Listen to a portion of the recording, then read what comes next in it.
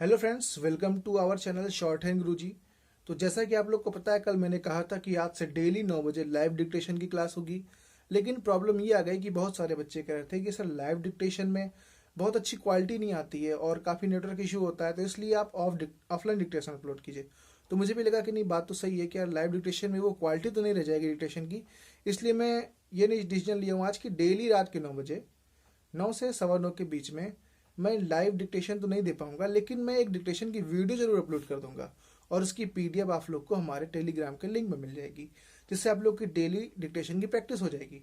लेकिन हाँ, इसको आप एज अ लाइव डिक्टेशन ही लीजिएगा, जैसे लाइव डिक्टेशन होता है एकदम वैसे ही लीजिएगा, क्योंकि वीडियोस अपलोड होंगी सिर्फ क्वालिटी के लिए। बाकी मैं देखूंगा कि जैसे आप लोग आधे घंटे में, 1 घंटे में, जितनी भी देर में आप लोग इसको ट्रांसलेट करेंगे, अपना एरर चेक करिएगा। उसके बाद 10 बजे तक, 10:15, 10:30, जब भी आपका मन कहेगा, वीडियो के कमेंट में आप लोग जरूर मेंशन करिएगा कि कितनी मिस्टेक्स आप लोग की आ रही हैं। उससे सब लोग जानेंगे कि कौन कितने पानी में है, क्योंकि आप लोग को पता है बहुत जल्दी हम लोग इतने जल्दी रिकवर तो कर नहीं पाएंगे, क्योंकि बहुत दिन बाद स्टार्ट हो रहा है। तो सबकी थोड़ी थोड़ी गलतियां ज़्यादा होंगी, कुछ लोग प्रैक्टिस कर रहे होंगे तो जाहिर सी बात होंगी कम गलती भी होगी। तो आप लोग की कौन कौन सी गलती आ रही है, कौन कौन सी आउटलाइन में आप लोग को दिक्कत आ रही है, आप लोग सब मेंशन करिए। और आप लोग अपनी गलती जरूर नीचे कमेंट बॉक्स में लिखिएगा, ठीक है।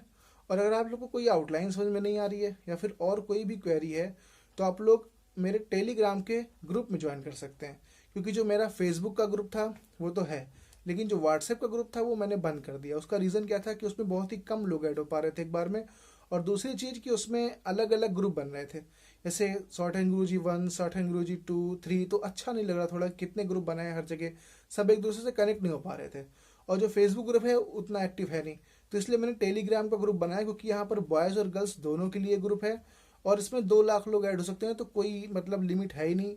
जितने लोग का मन कहे अपने फ्रेंड्स को आप खुद भी ऐड हो सकते हैं, और सब लोग एक दूसरे की हेल्प करिए इस ग्रुप में। क्योंकि जैसे कोई क्वेश्चन आप पूछ रहे हैं तो जरूरी नहीं कि उसका रिप्लाई मैं ही दूँ। आपको पता है तो आप रिप्लाई दे सकते हैं, किसी भी क्वेश्चन को लोग कोई पूछ सकते हैं, लेकिन उस ग्रुप में राजनीति नहीं करिएगा आप लोग प्लीज़। और इसके साथ साथ, राजनीति के साथ साथ, आप लोग जो मतलब बाहर के मटेरियल्स होते हैं इसका स्टडी से कोई रिलेशन नहीं होता, ऐसे भी टॉपिक, ऐसे भी पोस्ट मत करिएगा प्लीज़। रिक्वेस्ट है आप सबसे, सिर्फ आप लोग स्टडी की बातें करिए। आप लोग कुछ भी कर सकते हैं, जैसे कोई क्वेश्चन पूछ सकते हैं, या फिर आप कोई क्वेश्चन शेयर कर सकते हैं, आपको कोई आंसर पता है आप शेयर कर सकते हैं, कोई ट्रिक पता है आप शेयर कर सकते हैं। मतलब आप कुछ भी कर सकते हैं, बट प्लीज़ यहाँ पे कोई फालतू की चीज़ या फिर मत करिएगा, नहीं तो आपको ग्रुप से निकाल दिया जाएगा। ये मेरी रिक्वेस्ट है। तो चलिए चलते हैं डिक्टेशन की तरफ। आप लोग रेडी है अपनी कॉपी पेन लेकर? तो चलिए स्टार्ट करते हैं। Ready, start. कोरोना वायरस का बढ़ता प्रकोप यही बता रहा है कि हाल फिलहाल उससे छुटकारा मिलने वाला नहीं है। बीते 24 घंटे में जिस तरह 90,000 से अधिक कोरोना के नए मरीज मिले और कुल मामलों की संख्या 41 लाख से अधिक हो गई, उससे भारत ब्राज़ील से आगे निकल गया, जो कोरोना मरीजों के लिहाज से अमेरिका के बाद दूसरे नंबर पर था।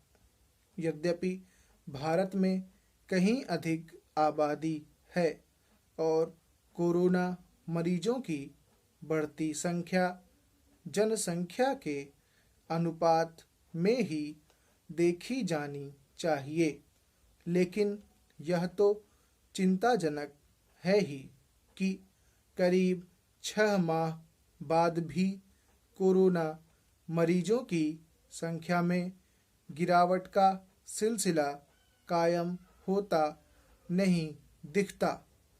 जब तक यह सिलसिला कायम नहीं होता, तब तक यह कहना कठिन है कि देश में कोरोना के काबू में आने की सूरत कब बनेगी।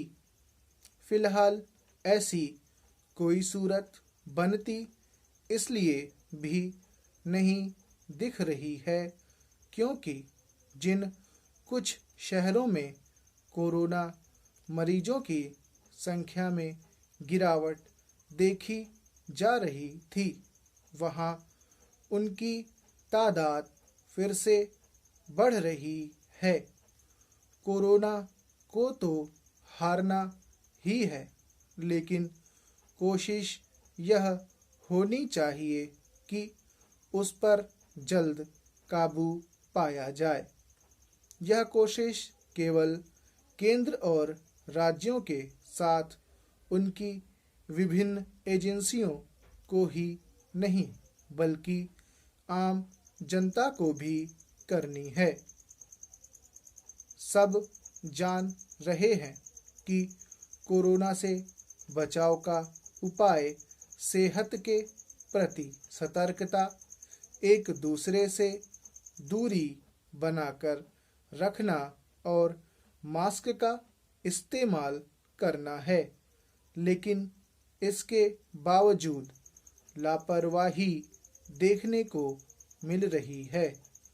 सबसे हैरानी की बात यह है कि मास्क का इस्तेमाल करने से या तो बचा जा रहा या फिर उसका ढंग से इस्तेमाल नहीं किया जा रहा।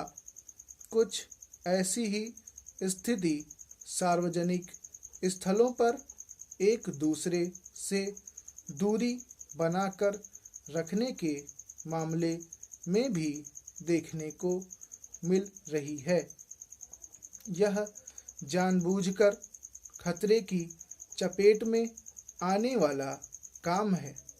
निसंदेह कोरोना से डरने की जरूरत नहीं, लेकिन इसका यह भी मतलब नहीं कि आवश्यक सावधानी का परिचय देने से इनकार किया जाए। चूंकि ऐसा किया जा रहा है, इसलिए कोरोना काबू में आता नहीं दिखता।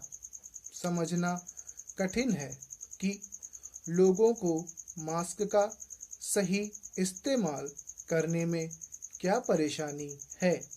यह संतोष की बात अवश्य है कि कोरोना मरीज तेजी से ठीक हो रहे हैं और मृत्यु दर में गिरावट जारी है, लेकिन आखिर इसकी अनदेखी क्यों की जा रही है कि करीब 70,000 लोग काल के गाल में समा गए हैं और इनमें वे भी हैं जिन्हें कोई गंभीर बीमारी नहीं थी। अच्छा हो कि लोग यह समझें कि यदि उनकी ओर से अपेक्षित सावधानी नहीं बरती गई तो कोरोना पर लगाम लगाने की कोशिशों पर पानी ही फिरेगा। स्टॉप।